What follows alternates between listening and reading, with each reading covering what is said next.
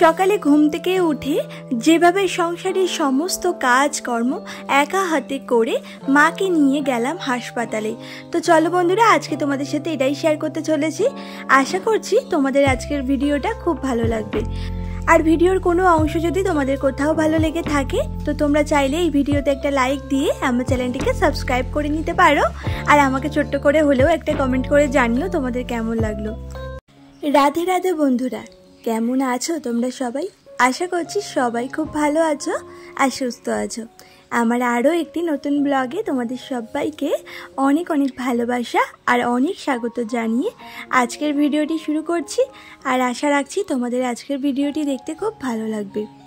আর আজ হলো মঙ্গলবার, আর এখন সময় হয়েছে তাও প্রায় ওই 7:30 মতো হবে। যদিও ঘুম থেকে উঠেছিলাম ওই 7:45 দিকে। তো ওঠার পরে রোজকার যে বাসি কাজকর্মটা থাকে না সেটা সেরেছিলাম। বাইরের উঠোন ডাস্টিং, তারপরে রান্নাঘরেরও টুকটাক বাসি কাজ থাকে, তো সেটা সেরে তারপরে দেখো মামাম তো এরই মধ্যে উঠে গেছে, যেহেতু অনেকক্ষণই হয়েছে। তো ওকেও না এখন ওর বাবার সাথে ফ্রেশ হতে পাঠিয়ে দিয়েছি। আর সেই ফাঁকে বিছানাটাকে আমি এখন গুছিয়ে নিচ্ছি। একটু পরে আবার ওর আন্টিও পড়াতে চলে আসবে, তো ওই জন্য না বিছানাটাকে আগে গুছিয়ে নিলাম। তো যাই হোক, তারপরে দেখো এদিকে আবার চলে এসেছি এখন কাঁঠাল ছাড়াতে। আর আগের দিন না আমার বাবা এসেছিল, তো সাথে করেই দেখো এত বড় একটা কাঁঠাল নিয়ে এসেছিল।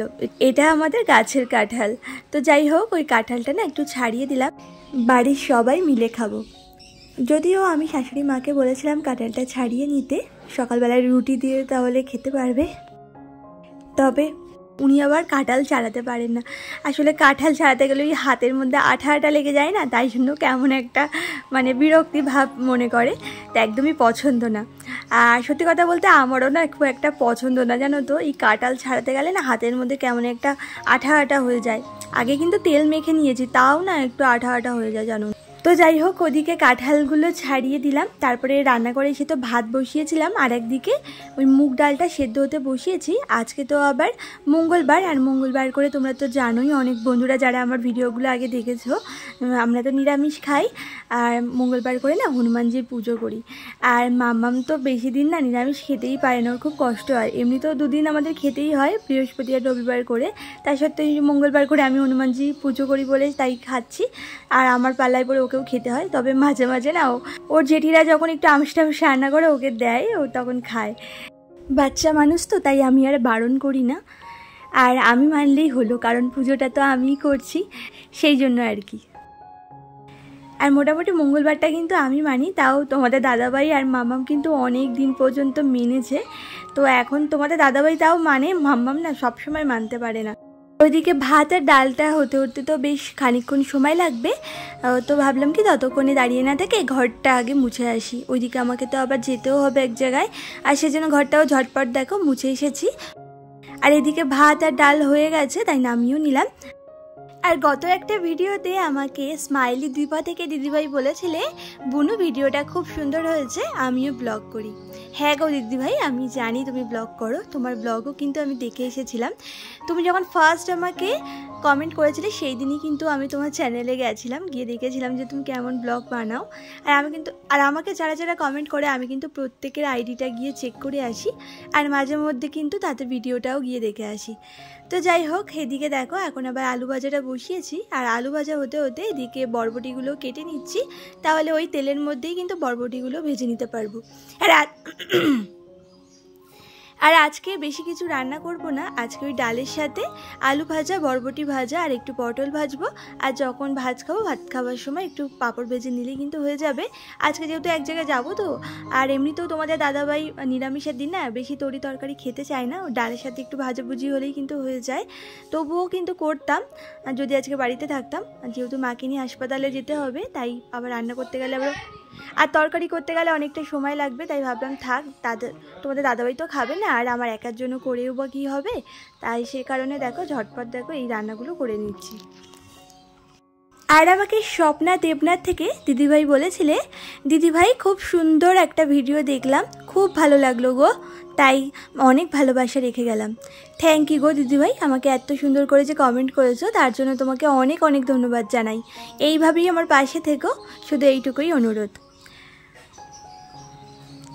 আর আমাকে গত দিনের একটা ভিডিওতে কমেন্ট করেছিলে ঘর কোনো শর্মিষ্ঠা আইডি থেকে, আমি তোমার পরিবারের নতুন বন্ধু, আশা করি আমাদের বন্ধুত্ব অটুট থাকবে। আর তোমার ভিডিওগুলো বেশ ভালোই লাগে, অনেক দিন থেকেই দেখি, আজকে বন্ধু হয়ে গেলাম। থ্যাংক ইউ গো আমার বন্ধু হয়ে যাওয়ার জন্য, আর এত সুন্দর করে আমাকে কমেন্ট করার জন্য। তোমার কমেন্টটা পড়ে না আমার ভীষণ ভালো লেগেছে, জানো তো। এইভাবেই আমার পাশে থেকো, আর তোমাদের মতো বন্ধুদের এরকম সুন্দর সুন্দর কমেন্টগুলো পেয়েই কিন্তু ভিডিও বানাতে এতটা মোটিভেট হই। আর আমাকে উমার গল্প খাতা থেকে দিদিভাই বলেছ, সমস্ত কাজের মাঝে আমার ছোট্ট কমেন্টটা আপনার চোখে ধরা পড়েছে, আমি তাতে ভীষণ খুশি। আপনাকে অনেক অনেক ধন্যবাদ আমার নামটা নেওয়ার জন্য। ভালো থাকবেন, সুস্থ থাকবেন, সাবধানে থাকবেন। থ্যাংক ইউ গো দিদিভাই আমার কথা এতটা ভাবার জন্য। আর তুমিও অনেক অনেক সাবধানে থাকবে দিদিভাই। আর তোমার কমেন্টটা পেয়েও জানো তো আমার ভীষণ ভীষণ ভালো লেগেছে। তোমাকে কোনো রকম ভাষায় প্রকাশ করতে পারবো না। তো যাই হোক, ওইদিকে দেখো সংসারে কিন্তু যাবতীয় কাজকর্ম করে তারপরে তো ঠাকুর পুজোও করেছিলাম, যেহেতু মঙ্গলবার, আর মঙ্গলবার করে তো আমি শ্রী হনুমানজির পুজো করি, তো সেটা কমপ্লিট করে তারপরেই দেখো মাকে নিয়ে হাসপাতালে গেছিলাম। আর গেছিলাম কোথায় বলো তো, সল্ট লেকে সুশ্রুতে। আসলে আমার মায়ের চোখের সমস্যা হচ্ছে, তো ওখানেই চোখে অপারেশন হয়েছিল আগে, তবে চোখ থেকে জল পড়ছে, আর সেজন্যই না দেখাতে নিয়ে গেছিলাম। তো দেখো এখন কিন্তু ওইখানেই এসে যে বসে রয়েছি। মাকে একবার ডাকাও হয়ে গেছে, আর কয়েকজনের পরে আবারও ডাকবে। তো আমার পাশে দেখো মা বসে আছে। আর জানো তো আমাদের এদিকে সকাল থেকে খুব বৃষ্টি হচ্ছিল। তোমাদের ওদিকে বৃষ্টি হচ্ছে? আমাকে কমেন্ট করে বলো তো। সারা দিন জানো না বৃষ্টি হলো। এই বৃষ্টির মধ্যে আমরা কত কষ্ট করে গেলাম, না গেলেও তো হতো না, কারণ চোখের ব্যাপার। তো চলো বন্ধুরা, আজকের ভিডিওটা এই পর্যন্তই।